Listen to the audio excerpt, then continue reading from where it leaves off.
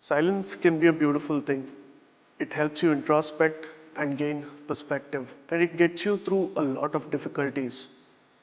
But what if that silence was deafening? What if you could hear screams throughout your sleep and it wouldn't let you sleep at night? But not everyone is silent by choice. There are many voices that are silenced. It is an inescapable hell where memories haunt you and voices scream that will keep you awake at night. God forbid, how would you react if your dearest one hops on a train, waves goodbye at you, and returns home only in ashes? I hope that never happens, but it's happened with these people.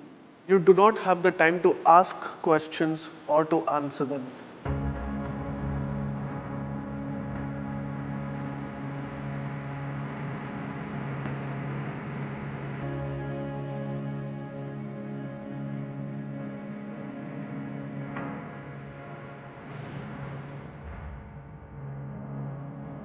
Ramlala was finally coming back to his home after 500 years of struggle.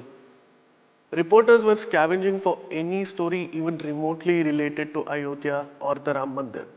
But as they say, in power, politics, and the press, location is everything. If you're closer to location, then your story is heard. If you're far away from it, then good luck.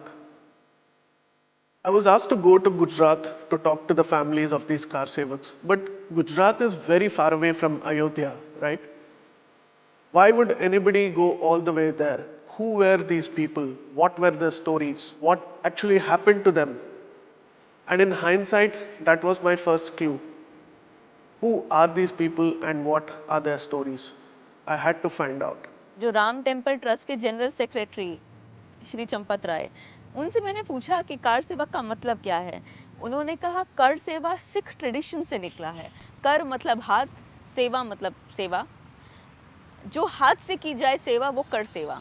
उन्होंने मुझे बताया कि जब 90 के आसपास ये सोचा जा रहा था कि उन लोगों को हम क्या नाम देंगे जिनको हम यहाँ पर एक्चुअली फिजिकल लेबर के लिए बुला रहे हैं, और फिजिकल लेबर उस वक्त था ईंट लगाने का, क्योंकि जो वीएचपी ने कॉल दिया था वो ये था कि एक ईंट आपकी भी अयोध्या में लगनी चाहिए राम मंदिर के लिए। इस तरीके से कर सेवा शुरू हुई थी। फिर वो पूरी एक मीटिंग हुई थी इसके ऊपर। फिर ये डिसाइड किया गया कि जो सिख ट्रेडिशन में जो शब्द है कर सेवा, जो आपको गुरुद्वारों में जो ट्रेडिशन दिखाई देता है कि लोग करते हैं सेवा, वहाँ से क्यों ना निकाला जाए, क्योंकि हम भी वही कर रहे हैं। इनफैक्ट उस मीटिंग में शायद कोई सिख जेंटलमैन भी मौजूद थे जिन्होंने वो दिया होगा सजेशन, ऐसा चंपत राय जी का कहना था। राम जी के बारे में जो जो उनका शबरी के साथ में जो उनका कन्वर्जेशन था, यहाँ से अनावल नाम की एक जगह है जहाँ पे शबरी के आश्रम में उन्होंने भोजन लिया था। फिर वहाँ पे उन्होंने यज्ञ किया था और वहाँ पे कुछ आदिवासी लोगों को, भील लोगों को उन्होंने ब्राह्मण बनाया। यानी कि जब यज्ञ करते हैं तो कुछ ब्राह्मणों की आवश्यकता होती है, सामूहिक होता है। तो उनने कुछ भील लोगों को बुलाया और उनको जनेऊ पहना के उनसे यज्ञ करवाया। तो वो लोग, उस स्थान के लोग, अब वो देसाई जो कम्युनिटी है, अनाविल ब्राह्मण के नाम से जाने जाते हैं। तो ये गुजरात के साथ उसका कनेक्शन है और वो यहाँ से सूरत से हार्डली 70 किलोमीटर की दूरी पे वो है। On 27th February 2002, a train full of Ram Sevaks were returning from Faizabad to Ahmedabad when this incident took place. 59 Hindu pilgrims were burnt alive on that unfortunate day in Godhra. My first thought was, 2 bogies were burnt down, but there were other bogies full of people. There must have been people who witnessed the whole thing, right? There must have been first-hand accounts. This was my first cue, and this is why I had to go to Gujarat to find out what was happening and to meet those people, perhaps the eyewitnesses and the survivors who had seen first-hand accounts of what happened that day.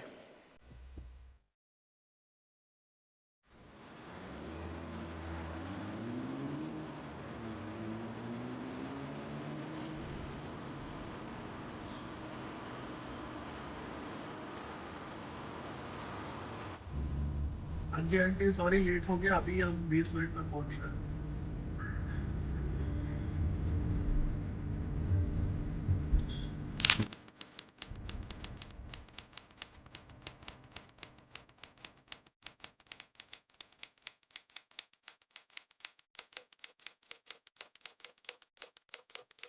मेरा नाम मंदाकिनीबेन भाटिया है। पहले मैं विश्व हिंदू परिषद में थी।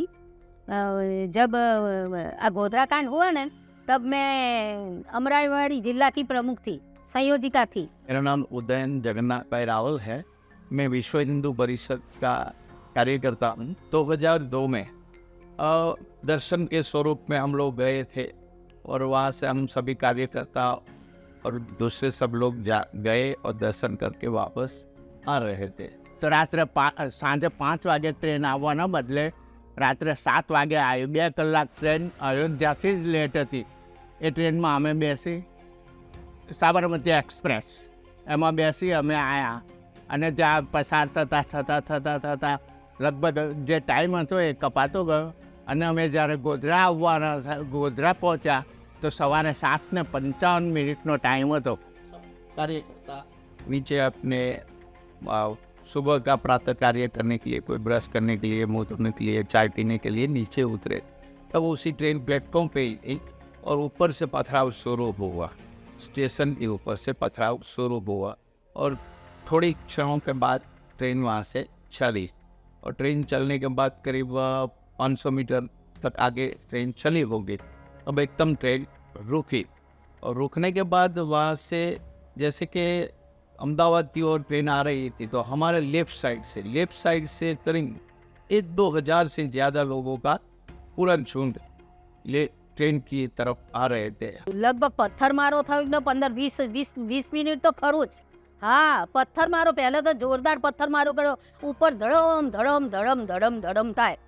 तो हम लोगों ने सब जितना कार्यकर्ता थे सब लोगों ने ट्रेन का विंडो खिड़की बंद किया।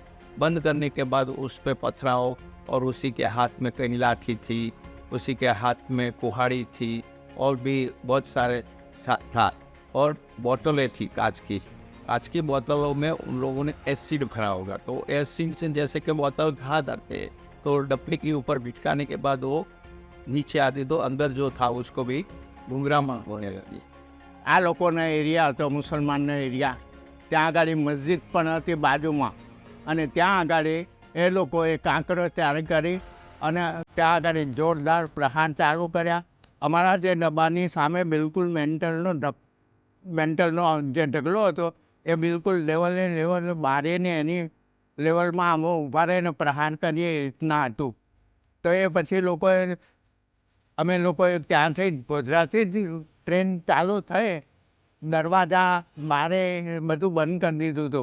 मैं खुद S8 में था और हमारे साथ S8 में हम जो जितने कार्यकर्ता थे वो सब S8 में था। गाड़ी रुकी थी, उसी के बाद में चिल्लाने की जोर से आवाज़ आई।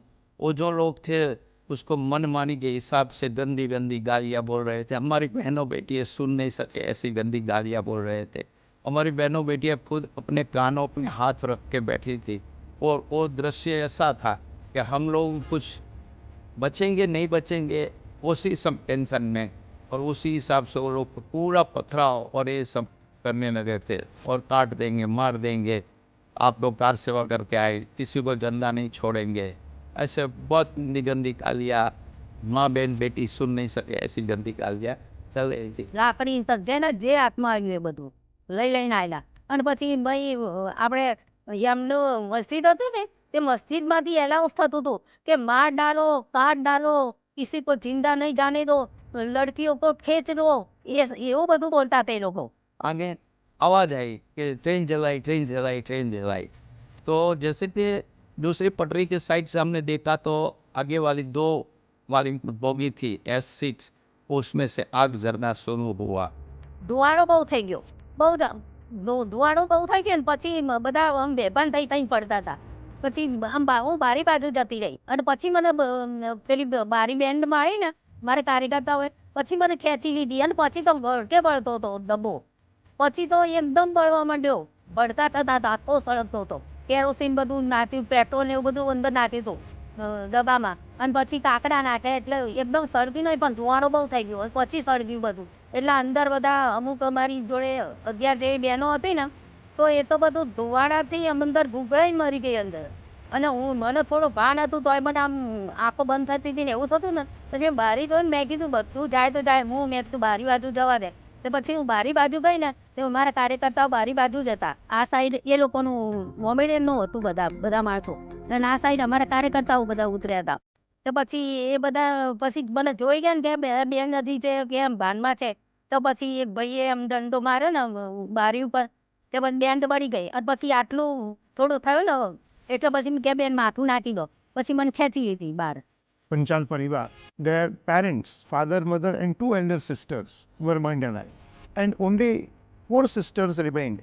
The oldest one at that time was around 19 years of age, while other sisters were still.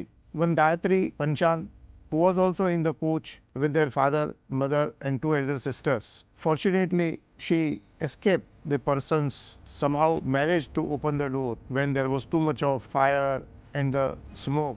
ગાડી નીચેથી આવતી રહી. ये X6 नो डबल चल डबल चल रहा था मैं उसके नीचे से निकल के आई और बच्चों पंचाल पंचाल पंचाल અહીંયા निकलने की जगह ही नहीं थी, कोशिश करे तो भी निकल नहीं सकते क्योंकि एक ही दरवाज़ा, खिड़कियाँ में तो सब खिड़की में से तो सलिया होता है तो कैसे निकले, इतना ग्लास भी नहीं निकल सकता है। અને બે તો બધા વ્યવસ્થા કઈ પડેલા એટલે પછી કેવી રીતે નીકળી શકે. और जो दरवाजे के अंदर बेफान हो के दरवाजा का जो दरवाजा है उसके पीछे तो 3-4 आदमी गिर गए थे बेफान हो के, तो दरवाजा पूरा खोल भी नहीं सकता था।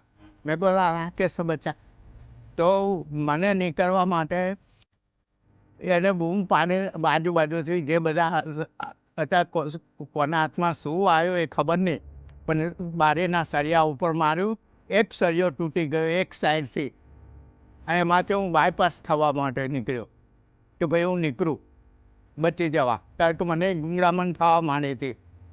તો મારા હિસાબે આખો ગોટ અને બધે છાજલીઓ બાજલીઓ બધું સળગવા માંડ્યું હતું.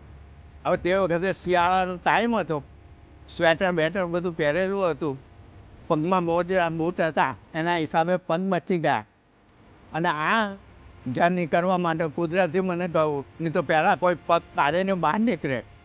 એની જગ્યાએ મને પહેલાં ભગવાને માતાજીએ બુદ્ધિ આપી કીધું પહેલાં માથું કાઢ, તો હું માથું કાઢીને બહાર નીકળવા ગયો. ના મારા પગ છે ઉપરની છાંડલી જે સળગતી હતી એ છાંડલી ઉપર ટચ થઈ ગયા અને પેન્ટ સળગવા માંડ્યું. ના મારા બંને પગે આ રીતે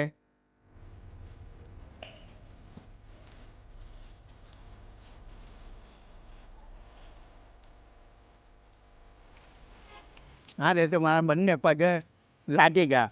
હું જે નીકળ્યો એ તરત પછી બીજા કાર્યકર્તાઓ પેન્ટ મારું ફાડી અને એ કરના ચડ્ડી બનાવી દીધી પેન્ટની અને એ રીતે હું ત્યાં આગળ બહાર નીકળ્યો. આવા બેસીને ત્યાં આગળ રેલિંગ ઉપર ઊભા બેઠા હતા અને પૂછતા હતા કે નીકળ્યા કે નહીં. તે પણ પેલા ભાઈએ કહું કે હા એ નીકળ્યા છે અને આ પછી અમે ત્યાં આગળ એ કર્યું અને ત્યાં પછી અમે ત્યાંથી ગોધરા સિવિલની અંદર એમ્બ્યુલન્સ તો આવી નથી. Actually, their plan was to burn the train entirely. In fact, luckily it so happened that the train was late, running late. Had the train been at Godhra as per the scheduled time, those persons would have been able to attack and see that the entire train is burned.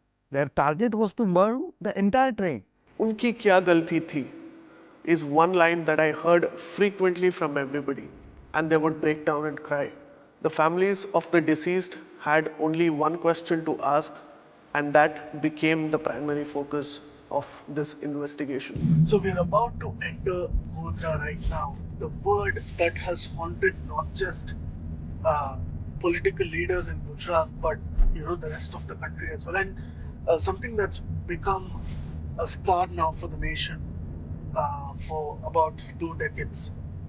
Unfortunately, we were not able to convince the victims to come along, and we did not try too hard because obviously many of them started breaking down as soon as we even entertained the idea of taking them near the bogie that was burnt down initially, where it all began. Godhra stands divided. On one hand, you have all Hindu homes, and on the other hand, you have Muslim ghettos. which have been mentioned in the places, in various news reports and everything before. And that's the reason you saw such high tensions back then, and eventually it led to what it led to.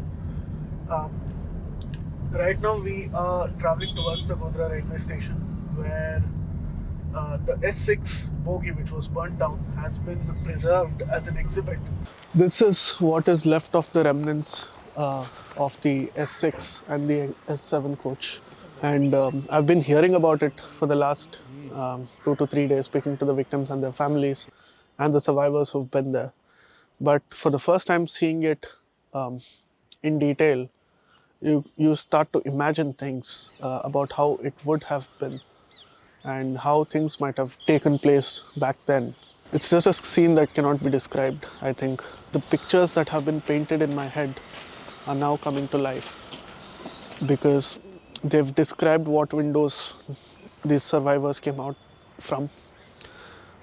They've described what happened with the doors and those wires that have been tied to the doors. And you cannot help but imagine everything. Usually, I've been to places, I mean, I'm young, but I'm quite strong when it comes to these things. But I think I'm starting to lose 1% of my composure. You see, Godhra is a communally very sensitive place. This was not the first time a communal incident of this nature took place. Between 1925 and 1992, 15 different communal incidents have taken place in Godhra.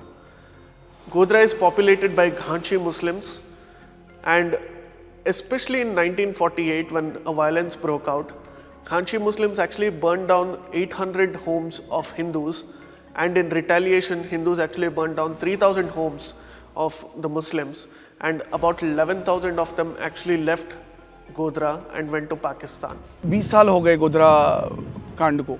आप best bakery का नाम सुनते हैं, आप बिल्किस बानो का नाम सुनते हैं, आप जकिया जाफरी का नाम सुनते हैं, आप एहसान जाफरी का नाम सुनते हैं। मुस्लिम जेनोसाइड की बात होती है, लेकिन उन 58 लोगों में जो जला दिए गए थे, उनमें से किसी एक सिंगल व्यक्ति का नाम मैंने गूगल किया तो कहीं मुझे नहीं मिला।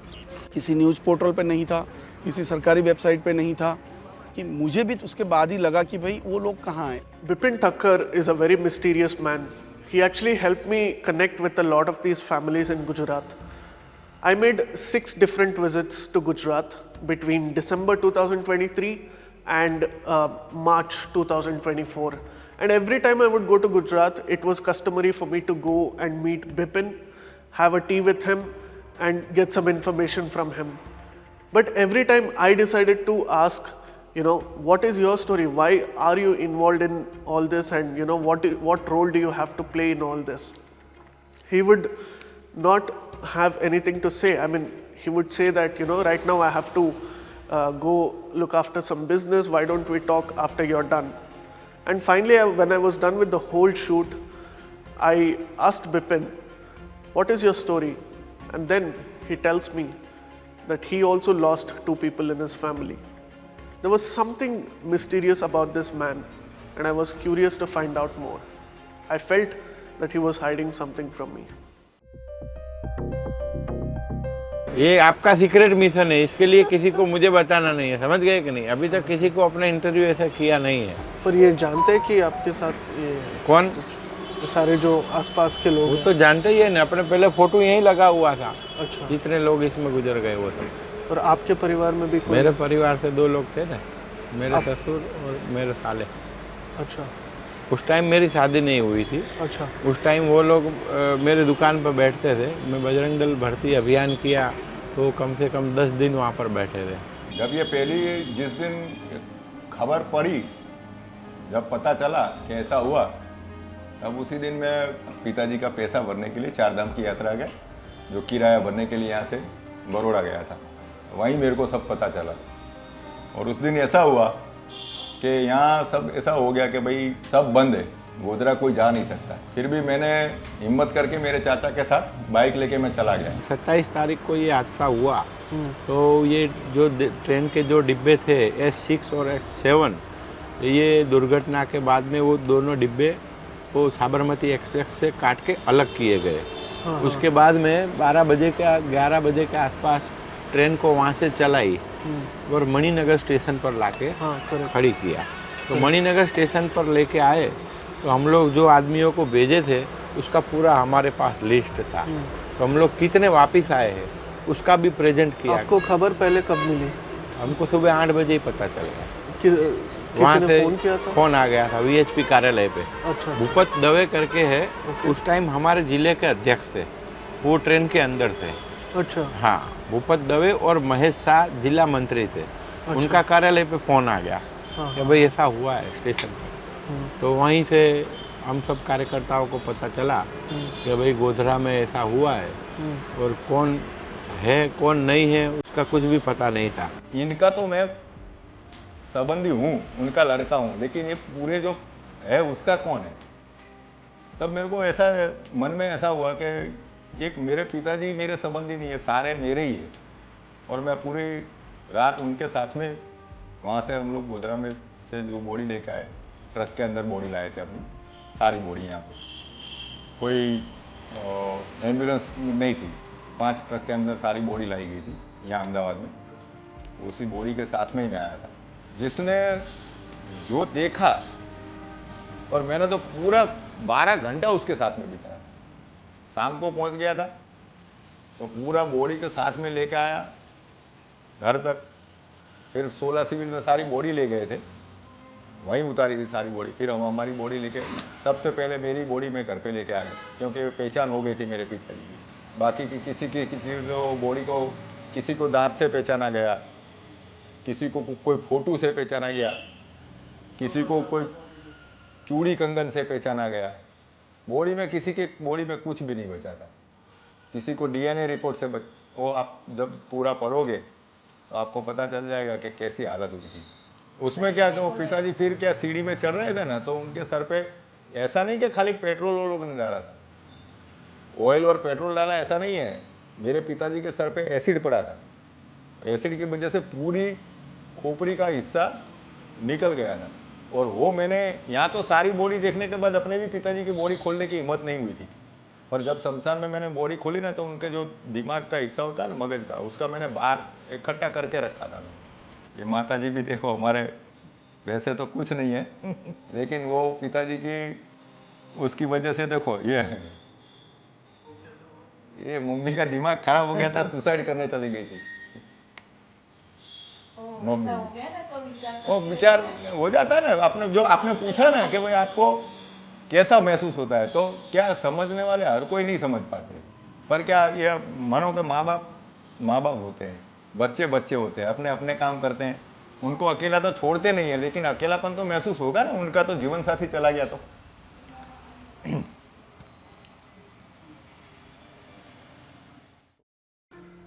The amount of propaganda and lies and unethical journalism that the media actually did around that time is preposterous. There were theories that a car sevak actually pulled a beard of a Muslim vendor at 7 in the morning, which is why the whole incident actually happened.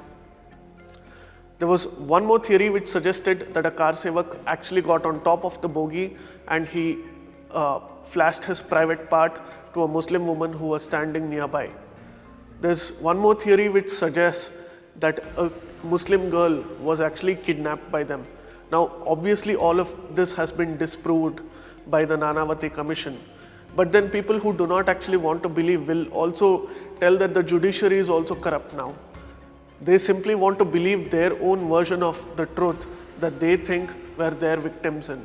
And the people who have actually lost their lives, apparently they are the ones who are telling all the lies just to gain sympathy for themselves. And this is the amount of lies that has been fed to us. There was even a government commission which was in place when Lalu Prasad Yadav was the railway minister. The Banerjee Commission report, within just a few days, had arrived at conclusion that this entire thing happened because of a gas leak or some other form of accident, and this was not pre-planned or this was not instigated by a certain community which saw it from a communal lens. These families have been demonized for way too long. They have been defamed. They have gone through all sorts of trial. They have gone through a media trial. They have gone through the judicial process for several years. And even after that, what are they living on? They're living on a few thousand rupees as compensation. Many men were lost, women were lost, children were burnt alive. And there is no acknowledgement that there was some wrong done on the part of a few people. Suppose, just to appease to your conscience, suppose consider all these theories as true. Suppose somebody pulled somebody's beard, a girl was kidnapped. Would you kill, torture, pour petrol and acid on somebody and kill innocents, women and children included, because of it? What would that make you? Is a question that one needs to ask themselves.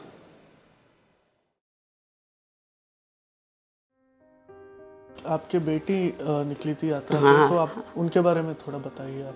बस अच्छी थी, ठीक सी, घर से काम करती थी, घर में रहती थी, अक्खा दिन पूरा घर का काम संभाल लेती थी, वही थी। पढ़ाई उसके लिए 10 तक की है। फिर उसका पढ़ने में मगज नहीं लगा, तो उसने कोई और सोचा कि कुछ काम कर लूँगी, क्योंकि मैं काम से ही इतना बिजी थी, काम ही करती थी। मैं जहाँ गई हूँ नहीं वहाँ, क्योंकि मेरे हस्बैंड का पगार ही कम था उसी टाइम पे। मैं भाड़े पे किराए पे लिया मकान, वो जहाँ रहती थी वहाँ। उसके बाद में मैंने ख़रीदा 90,000 में मैंने मकान ख़रीदा, वो भी उधर से पैसे लाके मैंने ख़रीदा। फिर उसको देने के लिए मैं खुद भी काम करने जाती थी। मेरा बेटा भी छोटा था, वो 15-17 साल का, वो क्या कर पाएगा। फिर मुझे पैसा चुकाने के लिए मैं काम करती थी, मेरा हस्बैंड जाता था। मेरे पिताजी अम्मी का मिल में सर्विस करते थे। वो रिटायर होने के बाद में उन्हें 25 साल विश्व हिंदू परिषद में संगठन में रह के पूर्णकालीन कार्यकर्ता थे, सेवा की। पूर्णकालीन। और दूसरे दिन सुबह में ऐसे मैसेज आया कि भाई ऐसा कुछ हो गया है वहाँ से। हमको तो बिलीव ही नहीं हो रहा था कि ऐसा कुछ होगा कि लेकिन फिर 7 जन आता है एक तक हमारे वहाँ से 7 जन गए थे, लेकिन पापा ही नहीं है वापस आए हमारे वहाँ से, और बाकी 6 थे वो वापस आ गए थे। એક મારો બાબુ હતો, મેં જે ગુમાવ્યો છે, અને જે લોકોએ બી પોતાના પરિવારના માણસો ગુમાયા છે એમનું દર્દ તો એ લોકો સમજી શકે બરાબર। મેં જે દર્દ અત્યાર સુધી વેઠ્યું છે એ અમારું મન જાણે છે। મારો એકનો એક બાબુ હતો, મેં ગુમાવ્યો। वो सीन हमने देखा था कि भाई लाश का आइडेंटिफाई नहीं कर सकते थे हम, इतनी पूरी तरह से जली हुई थी, ऐसे सिकुड़ी हुई थी। पता नहीं कैसे वो भगवान ने हिम्मत दी कि क्या थे कि हमने देखा है वो सब, वरना कोई नहीं देख पाता। ऐसे सीन था। उसको सुबह 4 बजे घर पे बीएचपी के कार्यकर्ता हमको बोलने को आए कि तुम्हारे पिताजी के ऐसा हो गया है। पूरा वो जान पहचान होने के बाद में वो लोगों ने आइडेंटिफाई करके हमको बोलने को आए भाई तुम्हारे पिताजी के ऐसा हो गया है, तो उनको अभी अपने सूला सिविल में उनकी बॉडी लेने के लिए जाना है। जब भी हमको पता चला, फिर हम और भाई और जो विपिन भाई थे ना कल जी, वो हम सब साथ में फिर जो परिवार के गए थे उनको सबको बोला कि इस तरह हुआ है, तो जिनका घर से गए तो फिर वो सब बॉडी लेने सूला सिविल में चले गए। સરકારે એમને જે બધી મદદ મળવા જે હતી એ લોકોએ મદદ મળી છે, અને એના સહારે બી બાબાના સહારે બી અમારું જીવન અત્યારે ચાલી રહ્યા છે બરાબર છે। એ છતાં હજુ મનલાયક છીએ, સરકારની રેમ નજર અમારા ઉપર રહેતી રહે તો સારું છે। બીજું તો શું અપેક્ષાઓ રાખીએ, બરાબર। અમે તો મનલાયક માણસો છીએ બરાબર છે। पेंशन भी कम मिलती थी उनको, क्योंकि पगार कम था तो उनके हिसाब से उनको पेंशन कम मिलती। Forget media reports, forget anything else. We actually bothered speaking to the victims themselves and their families. How could you actually deny something that they have seen with their own eyes? There are people who have crawled out of the windows trying to save their lives.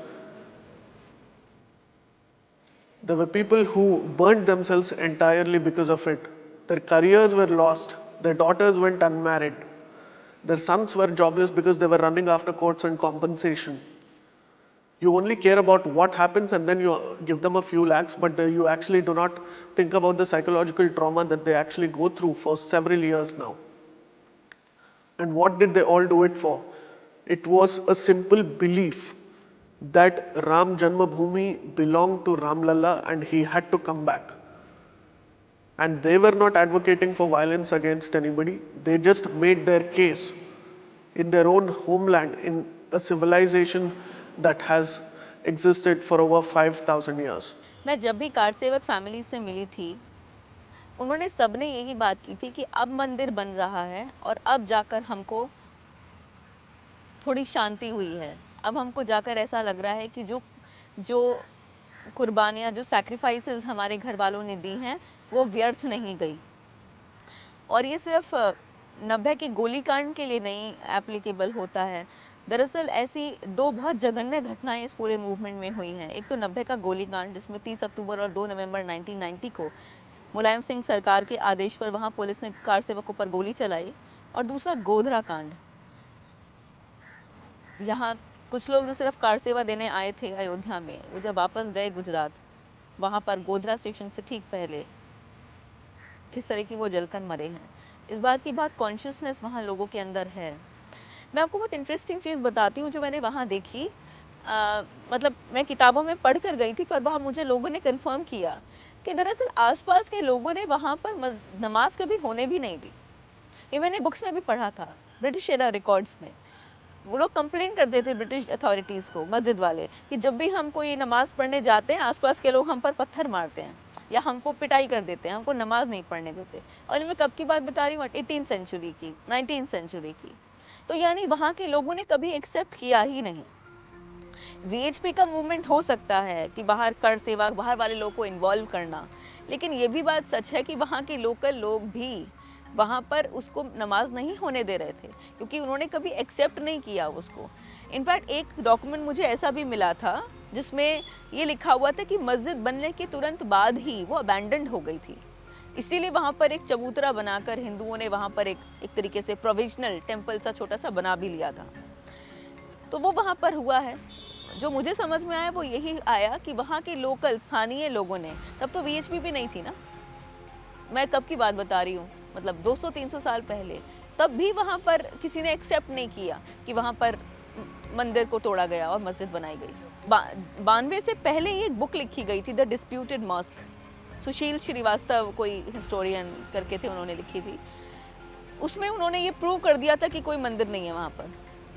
वो पूरी book लिखी इसलिए गई थी, वो पूरी book इसलिए लिखी गई थी कि जो भी हिंदुओं का पक्ष है इस वाले मामले में वो गलत है। उसके बाद मस्जिद गिरी और उसके बाद जजमेंट आया इलाहाबाद हाई कोर्ट का, वो भी हिंदुओं के पक्ष में आया। उसके बाद सुप्रीम कोर्ट का भी हिंदुओं के पक्ष में आ गया। आज ये लोग कितना ही कहते रहे कि सब कुछ ही बिका हुआ है, सब कुछ ही सरकार की वजह से हो रहा है, हम इतने पेसिमिज्म के साथ नहीं चल सकते। आपको एक्नॉलेज करना पड़ेगा कि शायद आप ही गलत थे।